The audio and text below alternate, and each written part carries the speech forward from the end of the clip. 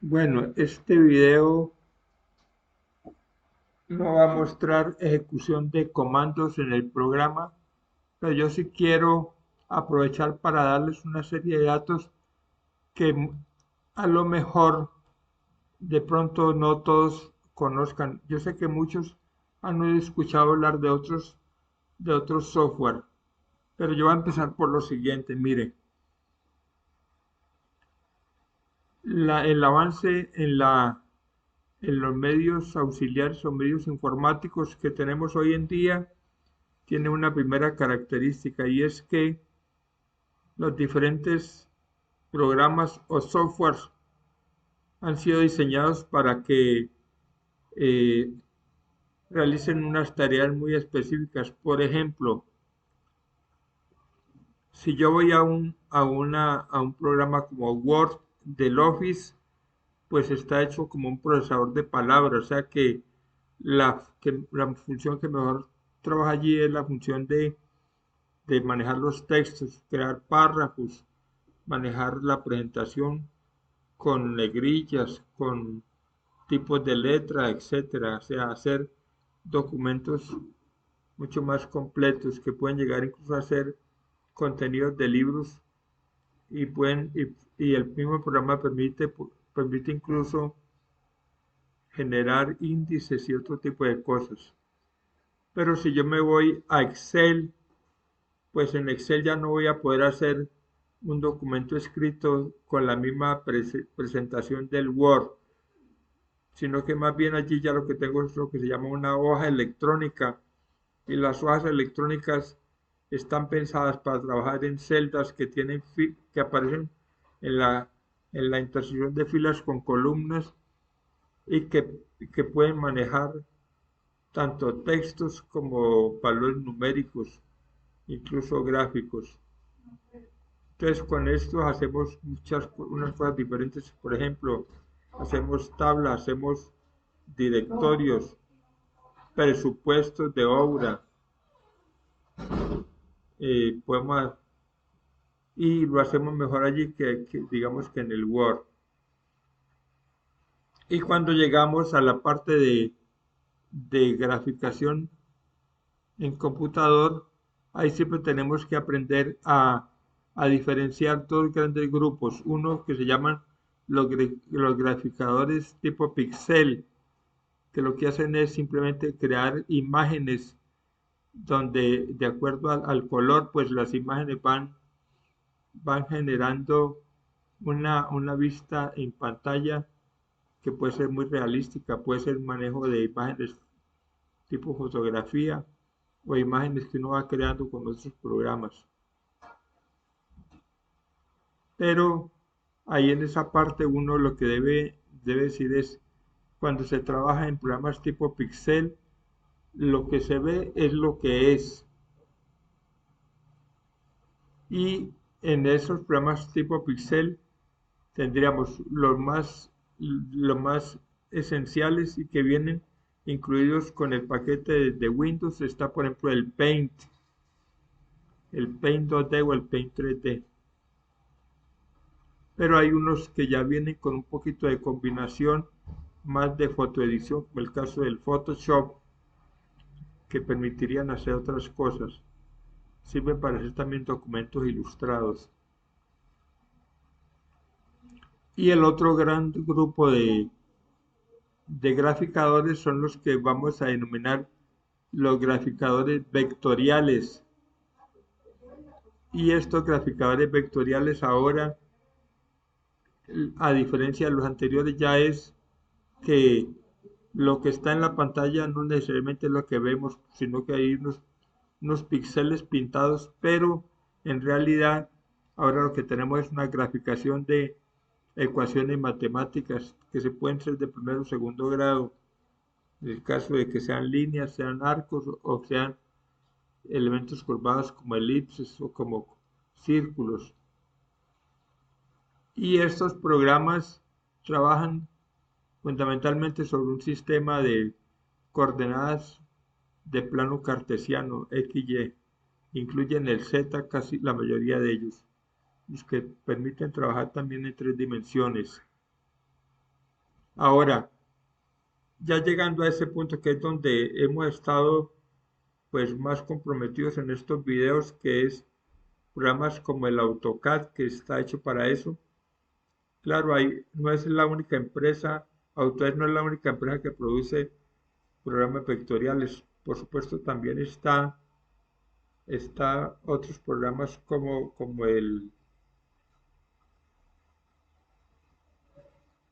las aplicaciones que vienen para el Mac, o los que de pronto no están hechos para tanto para delineación y dibujo, sino más como para solo modelado y presentación, como el caso de SketchUp, que inicialmente era de Google y ahora es de una empresa llamada Trimble.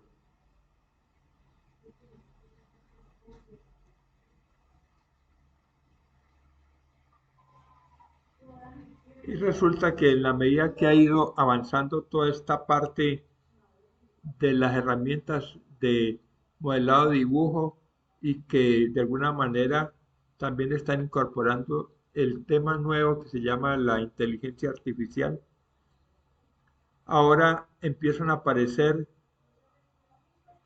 unas variantes de estas herramientas que ya traen una serie de datos adicionales, como son los programas BIM, Building Information Modeling. En algunos casos han sido de pronto creados por los mismos que fabricaron las herramientas iniciales. Por ejemplo, Autodesk, que es el dueño de AutoCAD, creó su herramienta tipo BIM, que es el Revit. Entonces, muchas veces cuando uno conversa con los profesionales, con los usuarios de estos programas, dicen, no, es que yo prefiero trabajar con el Revit. Sí, claro.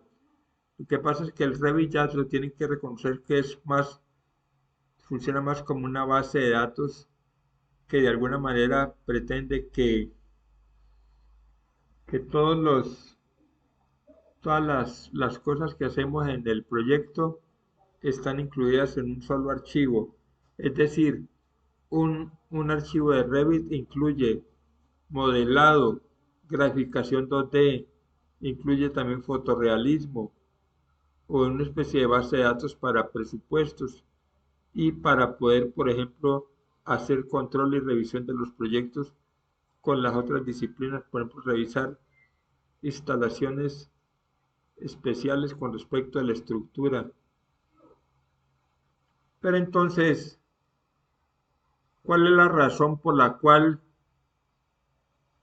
no encontramos que todos los usuarios estén en realidad comprometidos con estas aplicaciones que sí, claro, podrían ser mucho más eficientes en las tareas nuestras?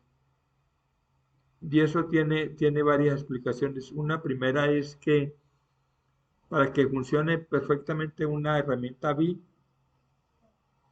deberíamos garantizar que hubiera sido creada para nuestro medio. Es decir, el Revit, por ejemplo, fue creada inicialmente para Estados Unidos. Por tanto, toda la base de datos, todas las familias de elementos, como lo llaman ellos, lo que nosotros llamamos los bloques, están pensados para su sistema constructivo, no para el nuestro. Entonces ahí empezamos a encontrar algunas pequeñas dificultades, como el hecho, digamos, yo hago una mampostería estructural y en nuestro medio tenemos un bloque de medidas, por ejemplo, de 20 por 40 con diferentes espesores. Pero cuando vamos a utilizar el bloque que tiene el BIM de ellos, pues no existe el de 20 por 40 porque tal vez está hecho en el sistema de medidas en el sistema americano, así en pie pulgada. Entonces empiezan a tener diferencias de medidas. Y si yo quiero repartir esta mampostería para que me concuerde bien en las alturas con los antepechos o con la altura de dinteles, voy a tener pequeños desfases de centímetros. Ese es un primer punto que yo diría está pendiente de que lo resolvamos, o que alguien se dedique a crear a crear familias de objetos pensados para la aplicación y que estén en nuestro sistema, primero en nuestro sistema de medida y además en nuestro sistema constructivo, es decir, que correspondan a los elementos que utilizamos en nuestro medio de arquitectura. Solo algunas empresas a veces se han tomado el tiempo de pensar en eso y le han incorporado cosas que yo conozca.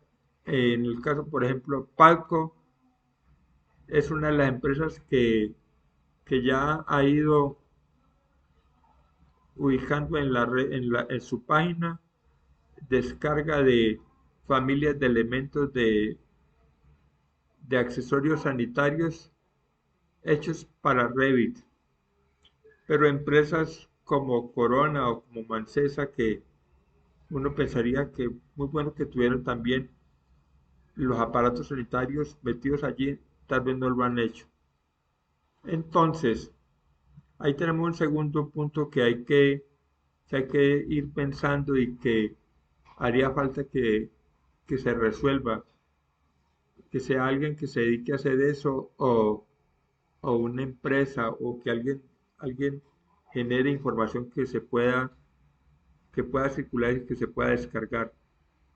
Y llegamos a un tercer punto que yo siempre he notado en este tema de por qué no volvemos único un programa como estos. Y es que en el caso de la arquitectura, pues los arquitectos generalmente no trabajamos solos, nosotros trabajamos con un grupo interdisciplinario en el cual intervienen otras disciplinas como el ingeniero civil, el ingeniero sanitario, el ingeniero eléctrico, el ingeniero de suelos, el topógrafo.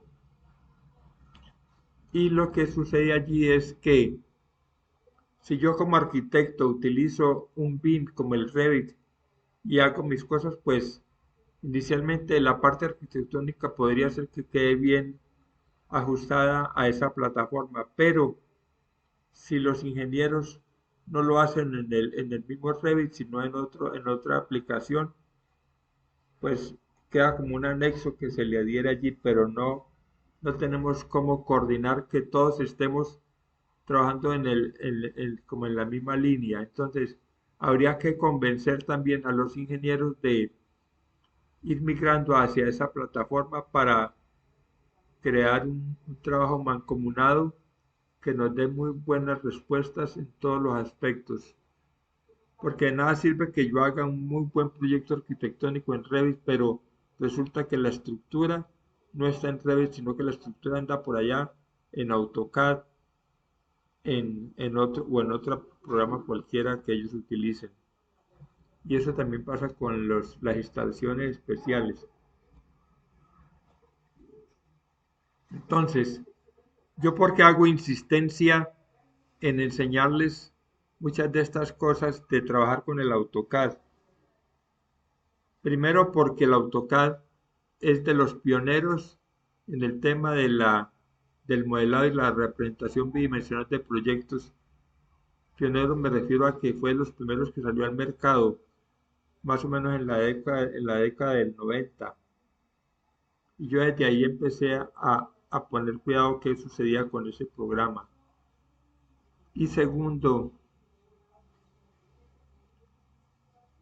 como se volvió muy universal y es reconocido además en muchos países, entonces permite que la información que yo trabaje la pueda compartir con muchas personas a través de las redes, a través de los correos, a través de las nubes y que no haya problemas para que mis proyectos puedan ser interpretados en cualquier lugar.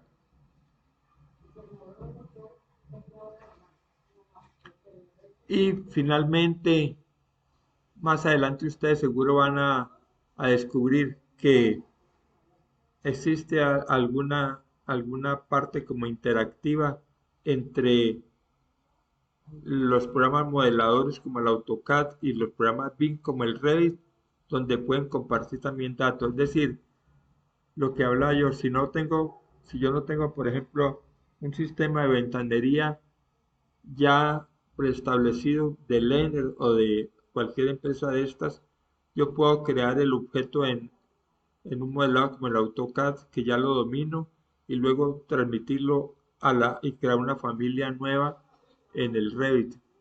Y de esa manera ahora sí puedo pensar que en el mismo Revit puede decir, le voy a colocar aquí una ventana de tal modelo, de tales dimensiones, es decir, que concuerde con las referencias comerciales que manejamos nosotros. Entonces, este video simplemente es con ese propósito, porque me parece que ahí hay un poco de confusión, en tanto a veces de pronto nos ponemos a hacer muchos juicios a priori respecto de qué es lo más conveniente o de qué es lo mejor. Y yo, como lo veo, yo no tengo una respuesta de poder decir, no, es que lo mejor es Revit, no, lo mejor es Archicad o lo mejor es AutoCAD, no. Para mí todos los softwares son excelentes siempre y cuando uno entienda perfectamente para qué fueron pensados y cómo trabajan y cómo los puedo yo aprovechar en mi ejercicio profesional. Entonces, si yo conozco las ventajas y las desventajas de cada programa, puedo sacarle partido a lo que tengo. Y ahí ya voy tomando las decisiones de qué me conviene más de acuerdo al proyecto que vaya a realizar, de acuerdo a las tareas que estén pensadas para la profesión nuestra. Entonces, simplemente traten de prestar un poquito de atención a estos datos que les estoy compartiendo del manejo del AutoCAD y no piensen que es que yo soy un detractor de otros programas como el Revit o como el Archicad, porque no existe una panacea en ese sentido. Es que si no es en el Archicad no, nada funciona, no. Con todos ellos podemos hacer excelentes cosas, pero primero tenemos que empezar a tener como un dominio de ciertas herramientas. Es como pensar a manera de analogía que, que si yo aprendo a manejar en un carrito básico mecánico, entonces después no me puedo montar en un carro más moderno, ya con una tecnología mucho más avanzada, con un sistema, digamos, de inyección y que sea transmisión automática, no mecánica. Entonces, aquí es un poco como eso. Aquí estamos haciendo primero el acercamiento del ejercicio en un programa muy básico que de pronto después de aquí podemos fácilmente trasladarnos a un programa más avanzado y sacarle provecho. Espero que lo tengan en cuenta y ustedes pueden complementar lo que yo estoy diciendo buscando información en las redes. O sea, no traigan entero ni me crean que todo lo que yo diga es la verdad absoluta, pero mi experiencia de tantos años trabajando en esto me da la posibilidad de compartirle estas cosas para siempre estarles creando inquietudes en su cabeza y esas inquietudes se tienen que transformar en desarrollos efectivos, en cosas que finalmente uno diga, ahora sí como que ya entendí para qué me servía esto, o ahora sí voy a dejar de hacer esto y hacer una cosa distinta, y no de pronto que nos quedemos allí estancados todo el tiempo pensando en algo que definitivamente no es lo que hubiéramos esperado. Entonces, espero que esta información les pueda servir de algo. Voy a dejarla allí para que la escuchen y la revisen y la piensen. Me comentan cualquier cosa que crean que vale la pena aclarar sobre el tema. Muchísimas gracias. Y de nuevo, como lo hice en un video anterior, también muchísimas gracias a todos los que han estado muy pendientes de lo que yo les comparto y sus comentarios todos son muy valiosos y muy pertinentes. Eso me da a mí pie para pensar que que mi trabajo en estas redes pues no está quedando en el aire, o sea, que para algo va a servir. Y es la tarea que tengo en este momento en mi vida, aprovechar esto. Bueno, muchas gracias.